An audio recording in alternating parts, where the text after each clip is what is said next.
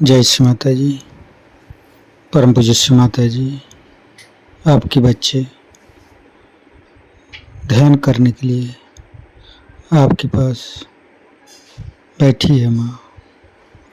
कृपा करके आप ध्यान करा लीजिए। सभी संतों को परम चैतन्य प्रदान कीजिए। परम पूज्य श्री माता जी, सारे विश्व के सभी संत आपके ऊपर पूर्ण रूप से समर्पित है माँ। कृपा करके आप ध्यान का स्थिति, निर्विचारिता स्थिति देके परम चैतन्य प्रदान कीजिए माँ। परम पूज्य श्री माता जी, आपके श्री चरण कमल पर कोटि कोटि नमन। कुंडली उठा के बंधन लेंगे।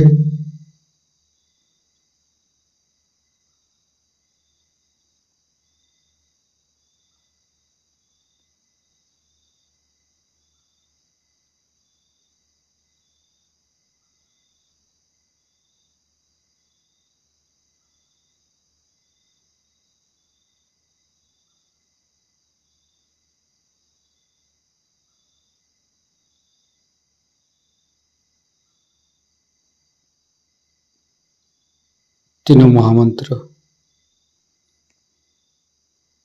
ओम तमेव साक्षात श्री महालक्ष्मी महासरस्वती महाकाली त्रिगुणात्मिका कुंडली साक्षात श्री आदिशक्ति माता जी श्री निर्मला देवी नमो नमः।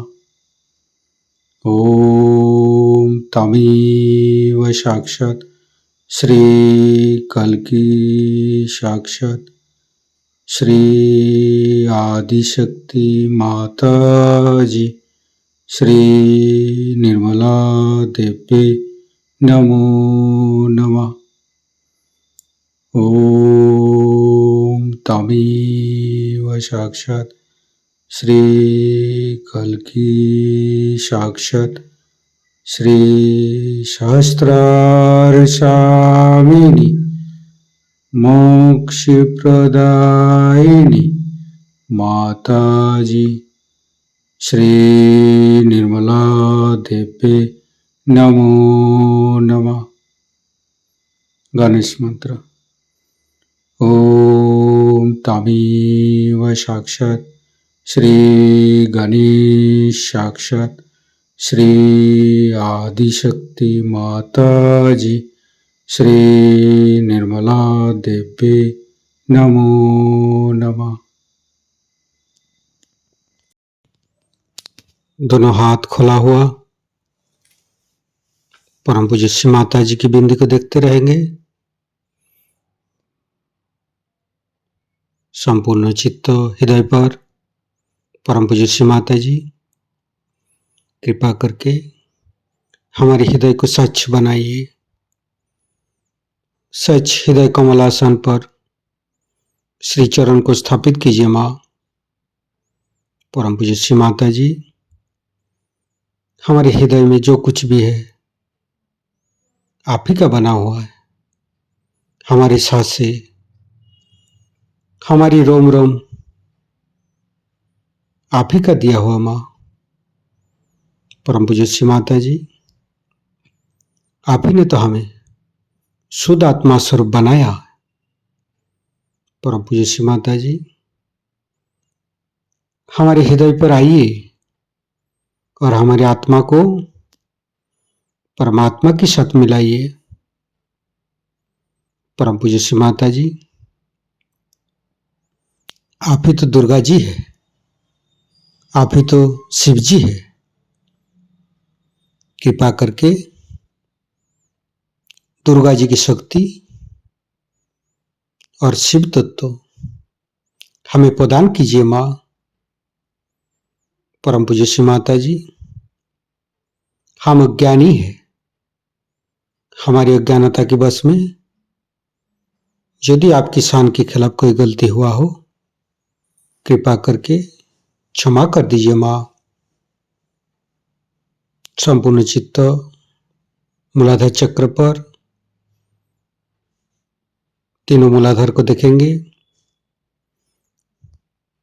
हे आदिशक्ति माँ, कृपा करके हमारे ऊपर कृपा दृष्टि प्रदान कीजिए।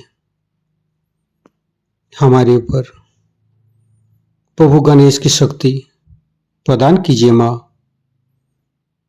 हे आदिशक्ति माँ, हम कभी अतीत में चला जाते हैं माँ, कभी भविष्य में चला जाते हैं। कृपा करके अतीत और भविष्य झूठा है माँ। कृपा करके हमें मध्य में स्थापित कर दीजिए माँ। परम पूज्य श्री माता जी, आप ही तो प्रभु गणेश है। कृपा करके हमारे तीनों नाड़ी सातों चक्रों के अंदर समस्त दोषों को, समस्त रोगों को, समस्त बाधाएं दूर कीजिए माँ। संपूर्ण चित्त बाएं मूलाधार परम पूज्य श्री माता जी, कृपा करके हमारे अंदर अबोधिता और पवित्रता को रक्षा कीजिए माँ। निर्मल गणेश की मंत्र लेंगे।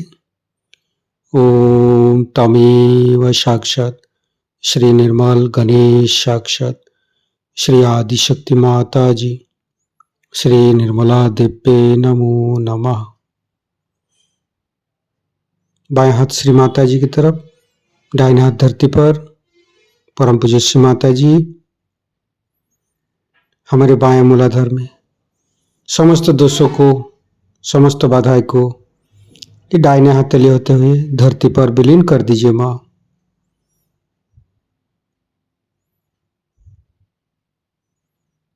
फिर राइट हैंड श्री माता जी की तरफ, बाएं हाथ धरती पर, संपूर्ण चित्त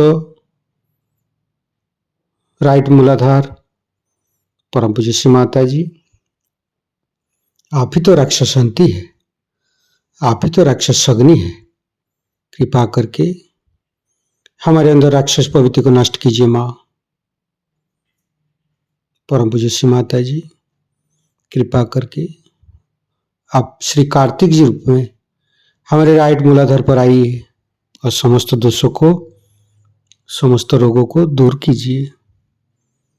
श्री कार्तिकी के मंत्र लेंगे। ओम तमेव साक्षात श्री कार्तिके साक्षात श्री आदिशक्ति माता जी श्री निर्मला देव्ये नमो नमः। फिर धीरे धीरे चित्त को मध्य मूलाधार। परम पूज्य श्री माता जी, कृपा करके हमारे अंदर दया कीजिए, कृपा कीजिए, हमारी क्षमा को स्वीकार कीजिए। परम पूज्य श्री माता जी, कृपा करके हमारे मध्य मूलाधार पर आइए और मध्य मूलाधार के अंदर समस्त दोषों को दूर कीजिए माँ। हे आदिशक्ति माँ, आप ही तो गौरी माता है। कृपा करके हमारे मध्य मूलाधार पर आइए। गणेश गौरी माता की मंत्र लेंगे। ओम तमेव साक्षात श्री गणेश गौरी कुंडली माता साक्षात श्री आदिशक्ति माता जी श्री निर्मला देव्ये नमो नमः। संपूर्ण चित्त मध्य मूलाधार पर रखेंगे। ओम गंग गणपते नमः 4 बार करेंगे। ओम गंग गणपतये नमः। ओम गंग गणपतये नमः। ओम गंग गणपतये नमः। ओम गंग गणपतये नमः। साक्षात श्री आदिशक्ति माता जी श्री निर्मला देव्ये नमो नमः। संपूर्ण चित्त मध्य मूलाधार पर रखेंगे। गणेश अथर्वशीष पाठ करेंगे। ओम ओम नमस्ते गणपतये। तमेव प्रत्यक्षं तत्त्वमसि। तमेव केवलं कर्तासि। तमेव केवलं धर्तासि। तमेव केवलं हर्तासि। तमेव सर्वं खल्विदं ब्रह्मासि। तं साक्षादात्मसि नित्यं। हरितं वच्मि सत्यं वच्मि। अवतं माम् अववक्तारम् अवसोतारम् अवदातारम् अवधातारम् अवानुचानमवशिष्यम् अवपश्चातात् अवपुरस्तात् अवोत्तरातात् अवदक्षिणातात् अवचोदातात् अवधरातात् सर्वतो मां पाहि पाहि समन्त्रात्। तं वाङ्मयस्तं चिन्मयो तं आनन्दमयस्तं ब्रह्ममयो स्तं सच्चिदानन्दादित्योऽसि स्तं प्रत्यक्षं ब्रह्मासि स्तं ज्ञानमयो विज्ञानमयोऽसि। सर्वं जगदं तत्तो जयते सर्वं जगदं तत्तोत्तिष्ठति सर्वं जगदं त्वयि लयमुच्यते सर्वं जगदं त्वयि पत्येति।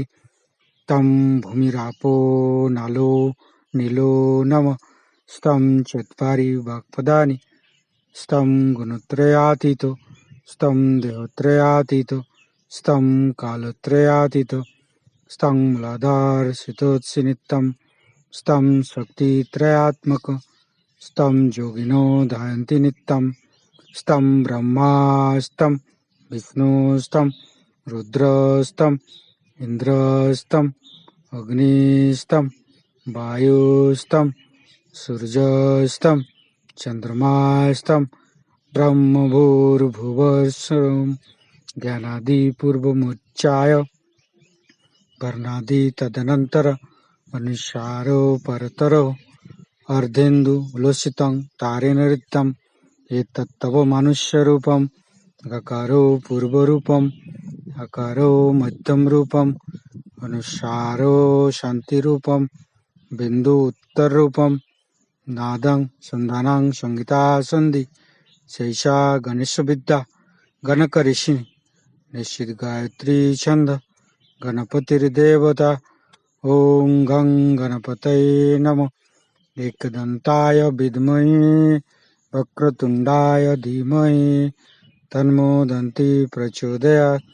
एकदन्तं चतुर्हस्तं पाशमङ्कुशधारिणं रदं च वरदं हस्ते बिभ्राणं मूषकध्वजं रक्तं लम्बोदरं शूर्पकर्णकं रक्तवाससं रक्तगन्धानुलिप्ताङ्गं रक्तपुष्पे सुपूजितं भक्तानुकम्पिनं देवं जगत्तारणमच्युतम् आविर्भूतं च सृष्टियादौ प्रकृते पुरुषोत्तरम् एवं ध्यायन्ति यो नित्यं स योगी योगिनो वर। नमो बृहत्पतये नमो गणपतये नमो प्रमथपतये नमस्ते अस्तु लंबोदराय दन्ताय विघ्ननाशिने शिवसुताय श्रीवरदमूर्तये नमो नमः। साक्षात् श्री आदिशक्ति माताजी श्री निर्मला देवी नमो नमः। धीरे धीरे चित्त को लेफ्ट स्वादिष्ठान राइट स्वादिष्ठान मध्य, फिर चित्त को राइट नाभि लेफ्ट नाभि मध्य नाभि, फिर तीनों हृदय तीनों विशुद्धि फ्रंट आज्ञा बैक आज्ञा। परम पूज्य श्री माता जी हमारे अंदर अहंकार पति अहंकार को दूर करके हमारे ब्रह्मरंध्र को खोल दीजिए माँ। संपूर्ण चित्त ब्रह्मरंध्र पर सिर के तालु भाग दोनों हाथों पर सिर के तालु भाग पर परम चैतन्य अनुभव करते हुए मध्य मूलाधार के साथ सहस्त्रार को जोड़ेंगे।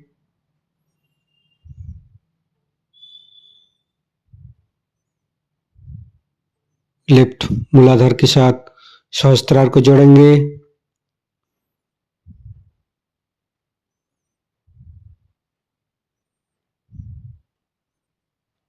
राइट मूलाधार के साथ सहस्त्रार को जोड़ेंगे।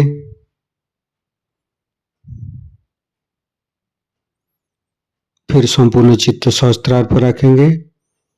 परम पूज्य श्री माता जी, हमें निर्विचारिता प्रदान कीजिए माँ। हमें ध्यान का स्थिति दीजिए माँ। निर्विचारिता का मंत्र लेंगे। ओम तमेव साक्षात श्री निर्विचारिता साक्षात श्री आदिशक्ति माता जी श्री निर्मला देवे नमो नमः।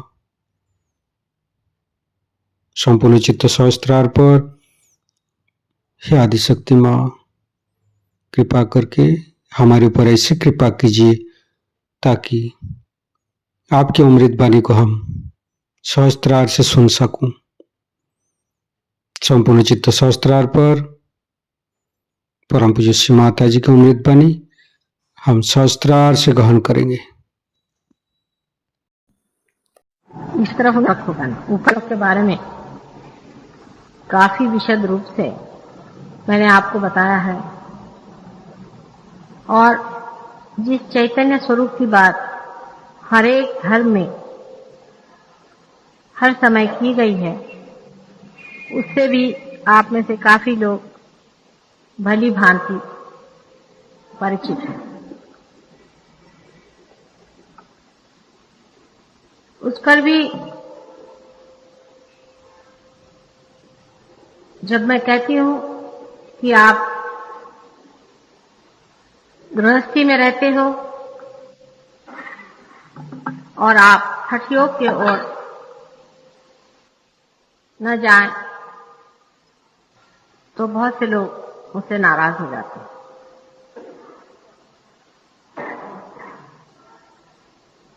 और जब मैं कहती हूं कि इन सन्यासियों के पीछे में आप लोग अपने को बर्बाद मत करिए,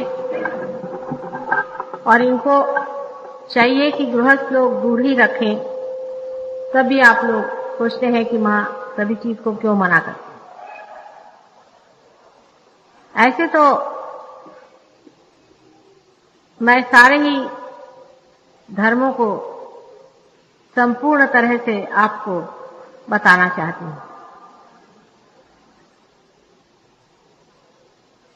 इतना ही नहीं, जो कुछ भी उसमें आधा अधूरापन भाषित होता है, उसको मैं पूर्ण करना चाहती हूँ। मैं किसी भी शास्त्र या धर्म के विरोध में हो ही नहीं सकती हूँ, लेकिन अशास्त्र के जरूर विरोध में हूँ और अधर्म के। और जहाँ कोई चीज अधर्म होती है और अशास्त्र होती है, एक माँ के नाते मुझे आपसे साफ साफ कहना ही पड़ता है। बाद में आपको भी इसका अनुभव आ जाएगा कि मैं जो कहती हूँ वो बिल्कुल सत्य है, प्रैक्टिकल है। जब आप अपने हाथ से बहने वाले इन वाइब्रेशंस को दूसरों पे आजमाएंगे, आप समझ लेंगे कि मैं जो कहती हूँ बिल्कुल सच बात कहती हूँ, और पूर्णतया आपके हित के लिए और आपके उत्थान के मार्ग के व्यवस्थित रूप से प्रकाशित होने के लिए कहती हूँ। यही एक बड़ी शोचनीय स्थिति है कि मानव सत्य को लेने में बहुत टाइम लगाता है। अगर झूठ कोई फैलाए तो मनुष्य उसे बहुत जल्दी मान लेता है, या कोई ऐसी चीज कि जिससे उसकी कमजोरियों को प्रबलता मिले या उसके अहंकार को पुष्टि मिले, तो मनुष्य उसको बहुत जल्दी आत्मसात कर लेता है। पर आज मैं आपसे थोड़ा सा हठ योग के बारे में और सांख्य के बारे में कहूंगी, क्योंकि शंकराचार्य ने भी साफ कहा है कि न योगे न सांख्ये, योग और सांख्य से आपको आत्म साक्षात्कार नहीं। इसलिए मैं कोई ये बात पहली मर्तबा नहीं कह रही, ऐसे अनेक मर्तबा लोगों ने कहा, और आप जितने भी धर्म पुरुषों की ओर देखें तो किसी ने भी संन्यास नहीं लिया था सिवाय नाथ पंथियों के, और उनका भी बड़ा विकट मार्ग था। आप जानते हैं कि जनक राजा थे और राजा जैसे रहते थे, लेकिन उनको लोग विदेही कहते हैं, इसीलिए जानकी जी को वैदेही कहा जाता है। आप जानते हैं कि नानक भी विवाहित थे और कृष्ण ने भी विवाह किया था, राम ने भी विवाह किया था, और आप ही जैसे संसार के एक परिवार प्रिय वे लोग थे। किसी ने भी संन्यास आदि नहीं दिया था, नहीं कहीं इन लोगों ने योग को इतनी मान्यता दी। सिर्फ पातंजलि ने योग पर विशेष रूप से ध्यान दिया, लेकिन पातंजलि को भी लोग पढ़ते नहीं है। ये तो 5th hand 6th hand information जो आती है योग के बारे में, उसी को मान लेते हैं और उसी को विशेष समझ करके, और योग जिसको कि हठ योग कहते हैं वो करने लग जाते हैं।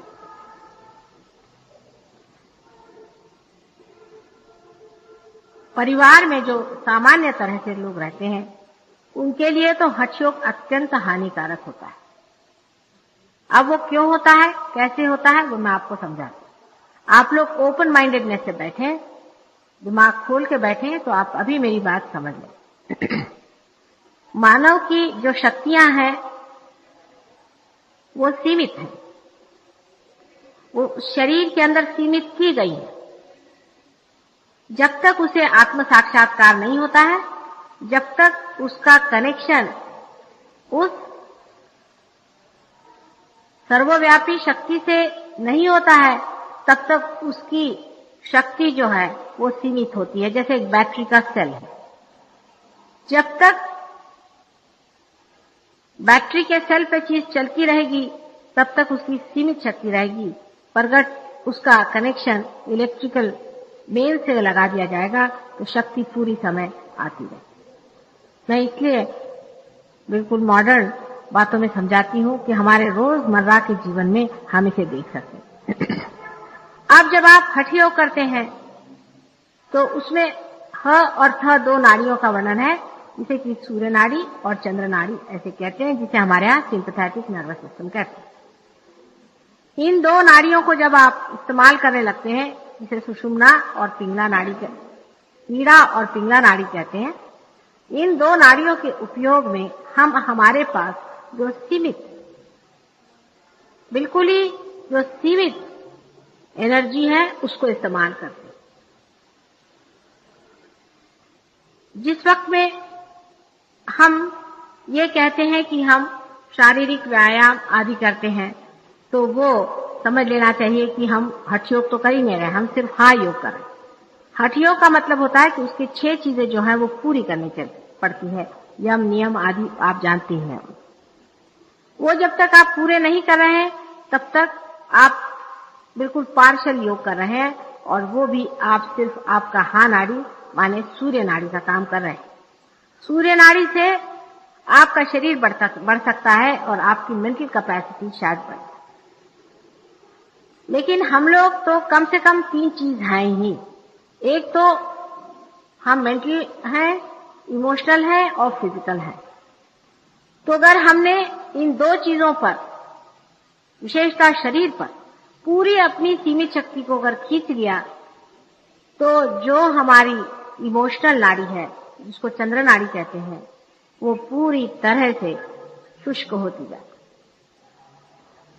उसका सारा ड्रेन होते रहता है, वहां से सारा खींचते जाता है, और वो आता है हमारे शरीर पर। और जब वो हम अपने शरीर के बढ़ाने के लिए उसका उपयोग करते हैं, तो जो हमारा इमोशनल बीइंग है वो बिल्कुल ही शुष्क हो जाता है।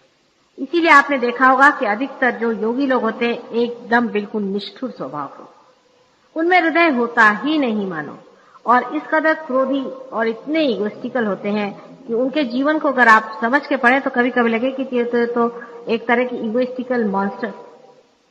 जैसे आप विश्वामित्र को पढ़ें, क्या उस हरिश्चंद्र बेचारे के जान को लग गए, खुद तो सन्यासी थे, उसके भी जान को लग गए। वो अच्छा घर गृहस्थी में अपने बीवी बच्चों के साथ बहुत धर्म से राज्य करता था, उसकी जान को लगे, उसके प्राण ले लिए और उसकी हालत खराब कर दी।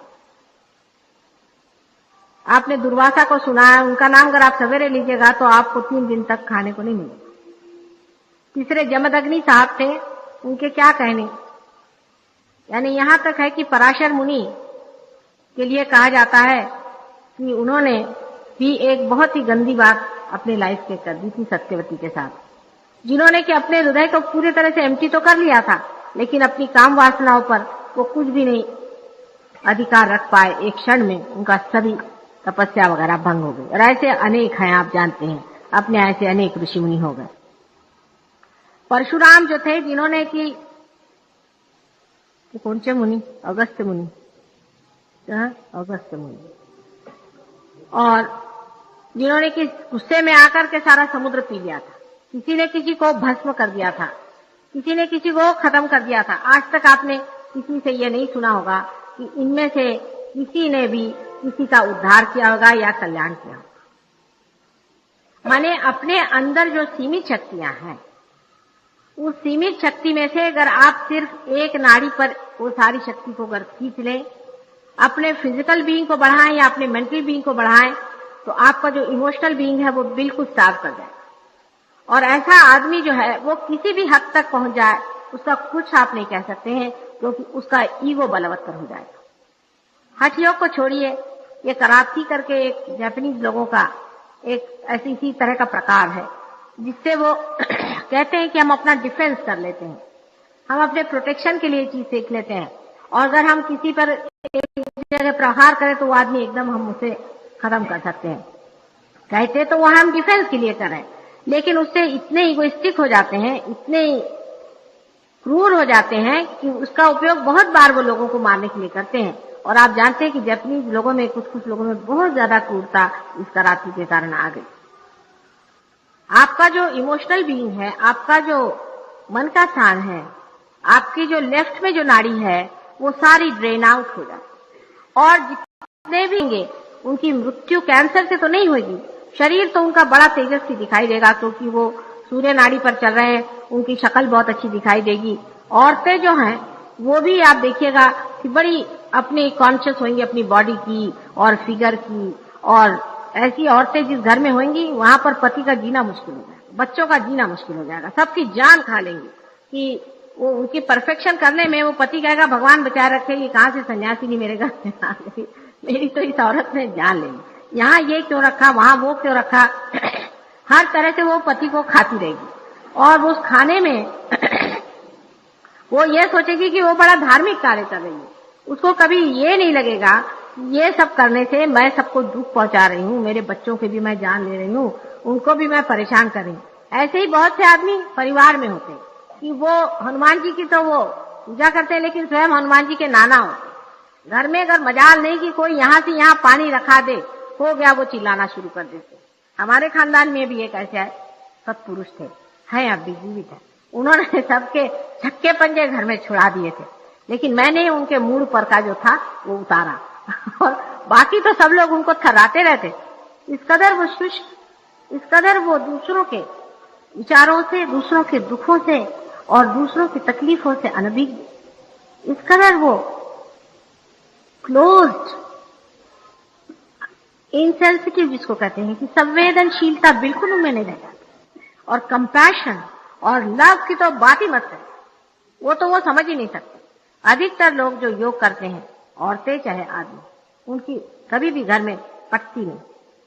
कर दोनों करे तो भगवान ही बचा रखे, उस घर का ही सत्यानाश हो जाए, लेकिन एक भी करे तो भी काफी है।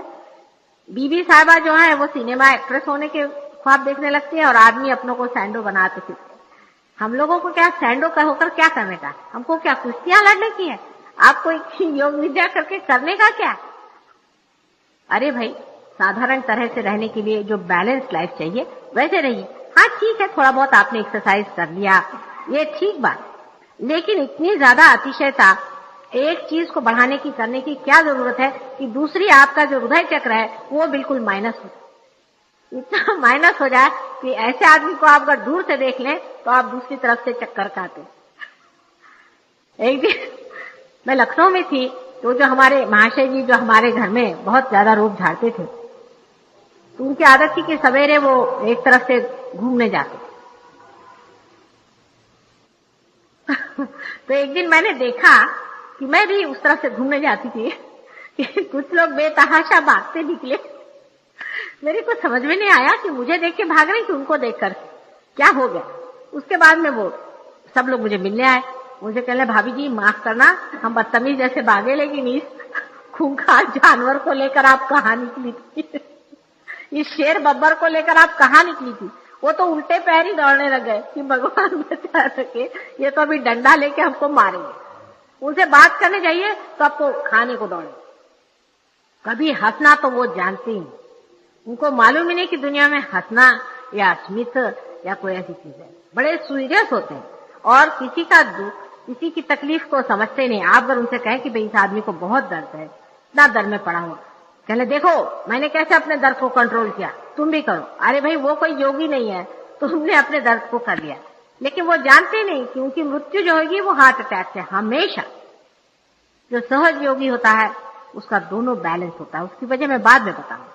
लेकिन जितने भी योगी लोग होंगे वो खट से यूं खत्म हो जाएंगे और पता ही नहीं चलने का उनका, वो गायब हो जाएंगे। उसके बाद जब वो मरेंगे तो 4 आदमी जोड़ना मुश्किल होगा। मैं आपसे बताती हूँ, ये जो योगी लोग मरते हैं इसमें मुश्किल से 4 आदमी दिखते हैं। 5वां आदमी जो कि हलिया उठाए वो नहीं मिलने वाला, क्योंकि बाल बच्चे तो पहले ही भागे रहते हैं और सारी दुनिया के लोग ऐसे लोगों से भागे रहते हैं। अब योग से लोग कहते हैं कि हम आपका रोग निवारण करें, भगवान बचाए रखे।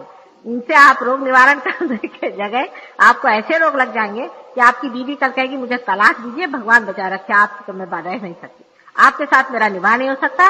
आपने जो ये योग विद्या शुरू कर दी इसे भगवान बचाए रखे। इसीलिए 1000 बार ये सोच लेना चाहिए कि योग परिवार में रहने वाले लोगों के लिए बड़ा ही खतरनाक है। लेकिन योग क्यों बनाए, किस व्यवस्था में बनाया गया? पातंजलि को कितने हजारों वर्ष पहले की बात है जब पातंजलि ने पातंजल योग लिखा था। उस वक्त का योग है, वो सोसाइटी आज नहीं।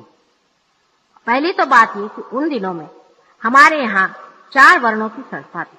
आप तो जानते हैं कि पहले छोटे बच्चे 5 साल के बाद में जंगलों में जाकर एक रियलाइज सोल गुरु के पास पढ़ते थे। रियलाइज सोल, ये आगरे गरे लत्थू खैरे नहीं, रियलाइज सोल उसको ही गुरु, पहले उसी की व्याख्या गुरु होती थी। इतना ही नहीं कि रियलाइज सोल था, पर उसको सारा उसका शास्त्र भी मालूम था रियलाइजेशन का।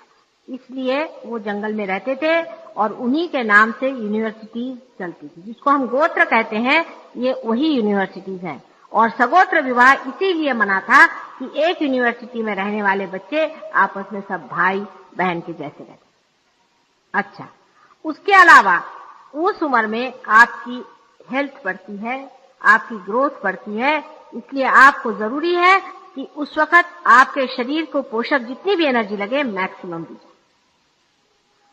दूसरी बात, जो आपकी हृदय की बात है, जो प्रेम की बात है, एक तो गुरु उसको संभालता था, गुरु अपने प्रेम से उसको भरा रखता था। दूसरे, जो वानप्रस्थाश्रम में ग्रैंड पेरेंट्स, उनके जो बाबा दादी और नाना नानी, वो भी जंगल में बैठे रहे, तो वो लोग अपने बाल बच्चों को प्यार करते। और गृहस्थी में कोई भी योग नहीं सीखता, वो अपने बच्चों को जो प्यार देते थे उससे उनकी दूसरी शक्ति जो थी वो उपला ली। विवाह के बाद में आप ही सोचिए कि कितना ड्रेन आपका पहले ही हो रहा है। मतलब ये कि आजकल की सोसाइटी में ऐसे ही आदमी किस कदर परेशान है, उसके पास टाइम ही नहीं कि वो कुछ प्यार करे या किसी से 2 मिनट प्यार से बात करे। और उस पर योगी अगर कोई हो गया तो आप ही सोचिए, ऐसे ही मियाँ बीवी के 1000 झगड़े रहते, तब तो आपने सत्यानाश ही कर दिया पारिवारिक जीवन। पारिवारिक जीवन के सिवाय सहयोग नहीं बनता, ये भी एक बात विशेष। साधारण तरह से जो पारिवारिक लोग हैं उन्हीं से ही सहयोग होता है।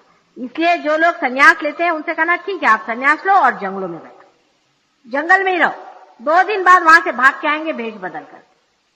कल ही मुझे एक साहब मिले थे, वो मुझे कहने लगे कि मैंने स्टैटिस्टिक इकट्ठे किए, मैं वहां गया था, हरिद्वार गया था, वहां मैं गया और मैंने बहुत सारे वहां सन्यासियों से भेंट की। तो मुझे आश्चर्य लगा कि 99.9% और 1% मैं इसलिए कहता हूँ कि मेरे आसार में मिला नहीं, पर मैं कहता हूँ पर चांस होएगा कोई। वहां पर जितने भी लोग आए हुए थे वो लोग सब बता रहे थे कि साहब मेरी बीवी मर गई तो मैं आ गया, मेरा बाप मर गया तो मैं आ गया, फलाना हो गया तो मैं आ गया, मेरे इनकम टैक्स वाले मेरे पीछे पड़ गए तो मैं आ गया, स्मगलिंग में मैं पकड़ा जाता था तो मैं आ गया। मतलब जेल से बचने के लिए बहुत से लोग आ गए और अपने पारिवारिक जीवन से बचने के लिए भी वहां आए। दूसरे स्टाइल के लोग ये थे कि साहब मैं यहाँ पहुंचा, मैंने सोचा कि यहाँ कुछ खाने पीने की व्यवस्था हो जाएगी, तो यहाँ देखता हूँ कि ये तो गेरुआ वस्त्र के लिए गेरुआ रंग भी नहीं मिलता, यहाँ बड़ा मुश्किल काम है और यहाँ बड़ा बुरा हाल है। आजकल तो दुनिया बिल्कुल ऐसी खराब हो गई है कि सन्यासियों को कुछ भीख ही नहीं देती। तो जितने भिखारी दुनिया भर के थे उन्होंने सोचा कि ये आसान है, थोड़ी सी भीख मांग करके गेरुआ वस्त्र लगा लो और जाकर सब हिमालय में रहे। मैं अभी दिल्ली में थी तो कम से कम 5-6 आश्रम से चिट्ठियां आई कि माता जी आप तो सारे संसार की पालन करने वाली हैं, आप साक्षात शक्ति हैं, आप हम भिखारियों के लिए, ये नहीं लिखा था पर मैं कहती हूँ बीच में कि हम साधुओं के लिए आप वहां से ब्लैंकेट और धोतियां और ये और वो भेजी। मतलब भिखारी नहीं लिखा था, उन्होंने अपने को साधु लिखा था। साधु माने जो साध लेते हैं, समझे ना, जो साध ले वो साधु। तो इस तरह से उनकी चिट्ठियां मेरे पास आई। आप बताइए कि आपके समाज के ऊपर में पैरासाइट के जैसे ये लोग लगे, या आपके दौलत के ऊपर में, मैंने कमाई आप कर, मेहनत आप कर, सब कुछ आप करते हैं और खाएगा कौन? तो ये साधु बाबा। बताइए, ये तो कुछ मेहनत नहीं करता, ये तो कुछ नहीं करता, ये तो मोटा होते जा रहा है और आप दुबले होते जा रहे। इस तरह के साधु बाबा गांव गांव गली गली घूमते हैं और अपने शहर में भी काफी ऐसे लोग बैठे हुए हैं जो अपने को सन्यासी कहते हैं। मैंने एक छोटी सी, कहना चाहिए कि सहज कविता एक मेरे मुंह से निकली थी कि तू ले सन्यास पैसा मेरे पास। इस तरह के यहाँ पर आपको ऐसे लोग साधु मिलेंगे कि अंत में आप उनको नमस्कार करके जाके अंत में सन्यासी लीजिएगा, क्योंकि वो आपका कहिएगा कि या तो इनसे पीछा छुड़ाओ या तो मुझे इससे छुट्टी कराओ। इन लोगों में इतनी सीरियस ये जो दिखाते हैं और ये जो इतना अपने पे पाखंड लाते हैं, इसको समझ लेना चाहिए। अब बहुत से यहाँ पर लेडीज लोग अपने यहाँ खास करके इस बात को समझ लें, क्योंकि लेडीज लोग को तो खास कर सीता जी ने भी एक बड़ी भारी एक बार गलती करी थी।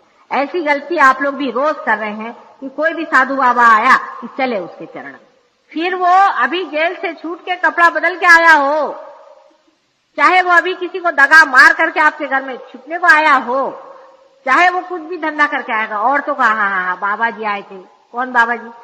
वो नहीं मालूम, दाढ़ी वाले थे, बड़े तेजस्वी थे, मैंने तो उनको शरणागति दी। अरे पागल, वो कौन था? वो तो पड़ोस के यहाँ नौकर था, वहां से भागा है चोरी करके, तुमको बुद्धू बना रहा है, दाढ़ी वाड़ी बना के आ गया, तुम उसके पैर छू। नहीं नहीं, हमको बड़ा आनंद आया। क्या आनंद आया? बाद में कहा हाँ क्या आनंद आया, साधु बाबा घर में आइए, साधु बाबा के घर में आराम से रहने। देवी जी, माता जी और पिताजी उसके चरण रोज धोकर पीते थे।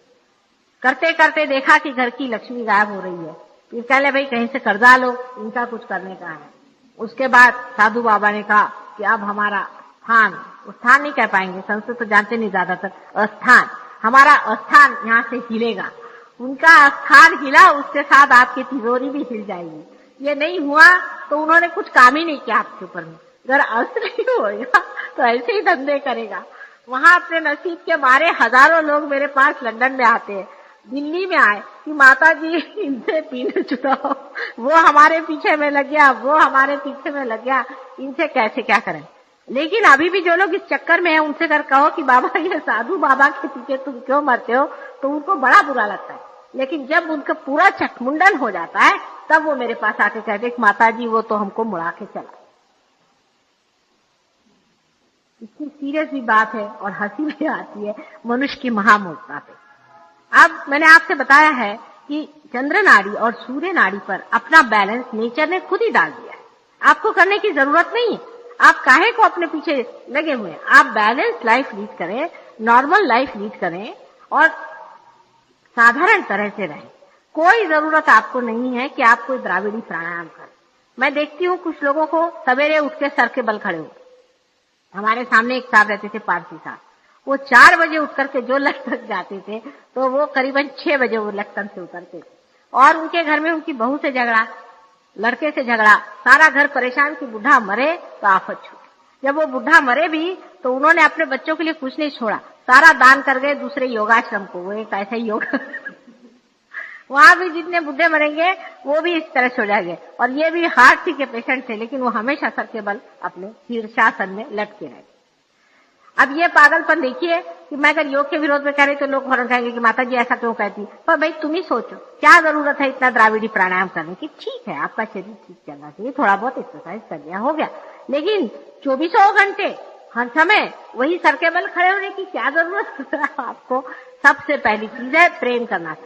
परिवार या संसार का जो सारा परिवार है, या उससे भी बढ़ के मैं कहूँ कि सारी ही सृष्टि, सारा ही विश्व, सारा ही प्रेम की धुरी पर चला है। प्रेम को छोड़ करके ये किसने कहा है आपसे तमाशे करने के, इस तरह की सब चीजें करने की कोई जरूरत आपको नहीं। अब वो दूसरे और एक और निकले हैं आजकल, वो जो बजा बजा करके लंदन में घूम रहे हैं। उन्होंने अपने भारतीय संस्कृति को और 4 साल लगा दिए। उनका अगर आपको मैं किस्सा सुनाऊं तो आप तो कहिएगा कि इनको माता जी आप थप्पड़ मार के क्यों नहीं वहां से भेज देते। वहां पे बॉन्ड स्ट्रीट पर कैबरे डांस उनका चलते रहता है। सिर्फ सर में वो बाल चटमुंडन करते हैं, और वो होती है ना चोटी जिसको मोदी बोलते हैं, और मराठी में ज्यादा शेंडी बनता है, वो अपने यहाँ चिपका के उसका वहां ड्रेसिंग होता है, हेयर ड्रेसिंग, वो बिकता है। एक एक के दाम 500-500 रुपया। उसको यहाँ चिपका करके और वहां नाचते हैं। और नाचते वक्त में उनको धोती तो बेचारों को कभी पहनना आता ही नहीं, लेकिन धोती भी पहनते रहते। औरतें साड़ियां पहने रहती है, उनको साड़ी भी पहनना नहीं था, धोती भी नहीं पहनना आता। अरे भाई, अगर हमारा ड्रेस है वो हमारे को दे दो, अगर तुमको पहनना भी हो तो कायदे से पहनो और हमारे ढंग से चलो। एक तो वहां की औरतें साड़ियां पहन भी नहीं सकती, उनकी चाल ही घोड़े जैसी थी, ऐसे ऐसे चलती। वो लोग, हम लोग तो ऐसे ऐसे चलती है ना, वो लोग ऐसे ऐसे चलती है। अगर हम अभी वहां गए थे लखनऊ में, किसी की शादी हो रही थी, तो वहां देखा कि सब लोग तो ऐसे ऐसे चल रहे थे, बीच में कोई घोड़ा जैसा कूद रहा था।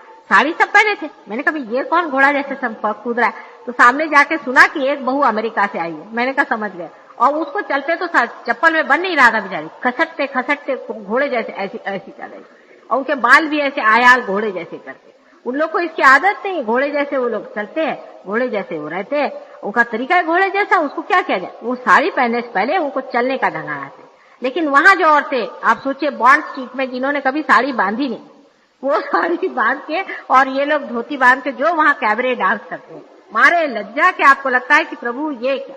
और वहां लोग मजाक में पार्टी में कहते हैं कि माता जी आप ये साड़ी पहने हैं, माता जी आप ये चीज पहने हैं, और आपको कोई प्रॉब्लम नहीं। तो मैंने कहा किस्सा पहले हमने बॉन्ड स्ट्रीट में देखा, उनसे तो सब धोती और साड़ियां खुल जाती है। हमने कहा भाई ये तो जन्म जन्मांतर का हमारा पहनावा है, और यही हमारी लज्जा की। और इसको आप कहिए कि वो भारतीय संस्कृति को बढ़ा रहे हैं, तो भगवान बचाए रखे ऐसे लोगों से कहना कि हम ही को बढ़ाने दीजिए हमारी संस्कृति जो हमारे रग रग में है। आप मेहरबानी से हमारी संस्कृति को मत बढ़ाएं। ये बात रही आपकी हठ योग की, जिसको कि आप हठ कहते हैं। हालांकि हठ पे चलते नहीं, ह पे चलते हैं। और हठ में से जब ठ पे आते हैं तो भगवान बचाए। ह का मतलब होता है कंप्लीट एब्स्टिनेंस। ये नहीं खाओ, वो नहीं खाओ, मेरे 25 सोमवार करने हैं, मुझे इतने लक्ष्य जो है वो शिव जी को चढ़ाना है। अब एक देवी जी आई थी इलाहाबाद से, महाब्राह्मणी बनकर। वो यहाँ एक महाराष्ट्र बेचारे ब्राह्मण है, उनके घर में ठहरे। अब वो बड़े आदमी की रिश्तेदारी थी, तो भाई ठीक है, उन्होंने अपने घर में ठहरा दिया। जब वो चली गई, उसके बाद में उनके घर में सब लोग ठीक ठाक हुए। उसके बाद उन्होंने आके कहा कि मेरी खापर पंजी भी ऐसी नहीं जैसी ये औरत थी। मैंने कहा क्या हुआ। पहले आते साथ उसने अपने पति को डांटना शुरू किया, तुमको मालूम है मैं नल का पानी नहीं पीती हूँ, मेरे लिए कुएं का पानी क्यों नहीं भरवा के रखा। पति बेचारा रात में कावड़ लेकर के कुएं पे गया, वहां से जाकर के पानी लाया। सवेरे उठ के उसे चिल्लाना शुरू किया कि मुझे तो कितने लक्ष्य वो शिव जी पे चढ़ाने के, बेल के पत्र, और वो लाना पड़ेगा। तो वो ओले थी, हम कहते हैं ना जो गीले बदन जाके ला। अब वो गीले बदन लाने के बीच बेचारा मलबार हिल पे गया, तो उसने उसको पकड़ के मारा।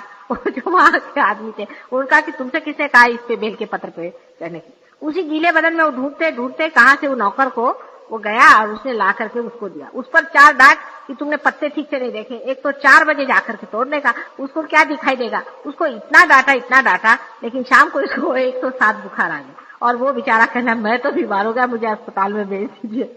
उसके बाद दूसरा नौकर आया, उसको जो पता चला कि इनका काम करने का है, तो उसको तो वैसे हुरूरी भर के आए। उसने कहा मुझे मलेरिया का अटैक आ गया, वो भी चला गया। फिर ये बेचारे जो इनके पतिदेव थे वो दौड़े उनकी मदद के लिए, उनको भी पेट पे चढ़वाया, उनसे भी सारा काम करवाया, अंत में वो भी हार गए। 5 दिन वो रही।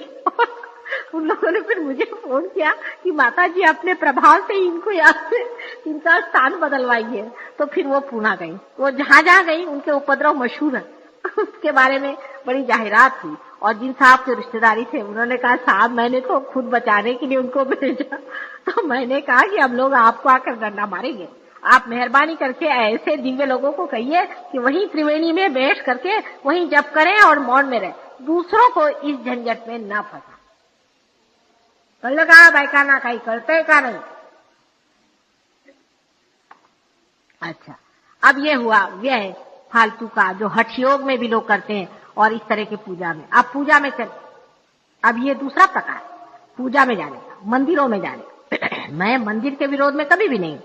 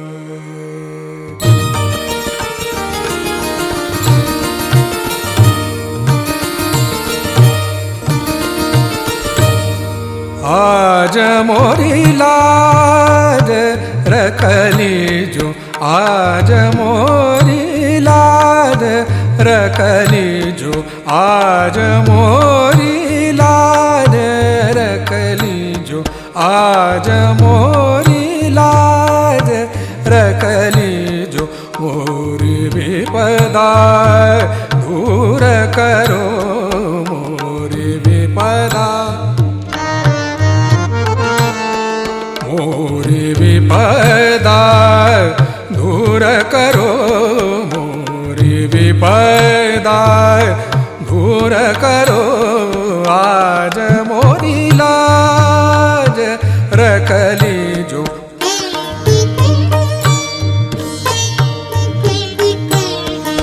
आज मोरी लाज रख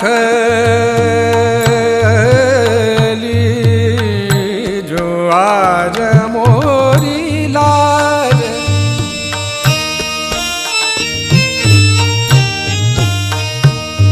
मोरी लाज मोरी लाज आज मोरी लाज रखली जो, मोरी लाज मोरी लाज मोरी लाज रखली जो, आज आज मोरी लाज रखली जो, आज मोरी लाज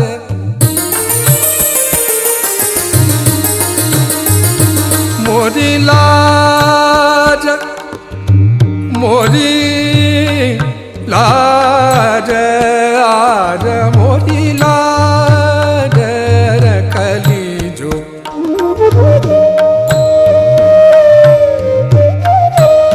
मोरी लाज रखली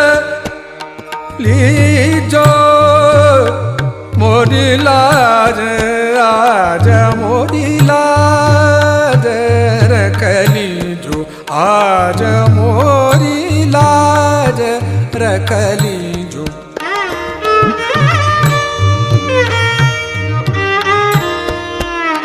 मोरी लाज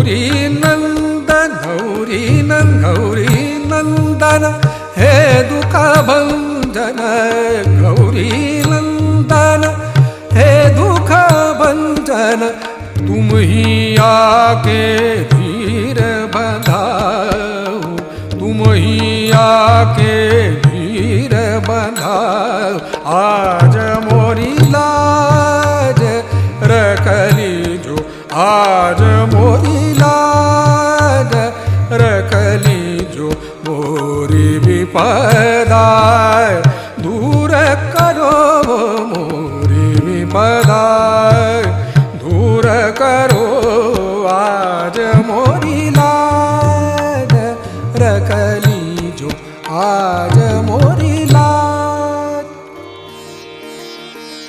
ओम त्वमेव साक्षात् श्री गणेश साक्षात् श्री आदि शक्ति माता जी श्री निर्मला देवी नमो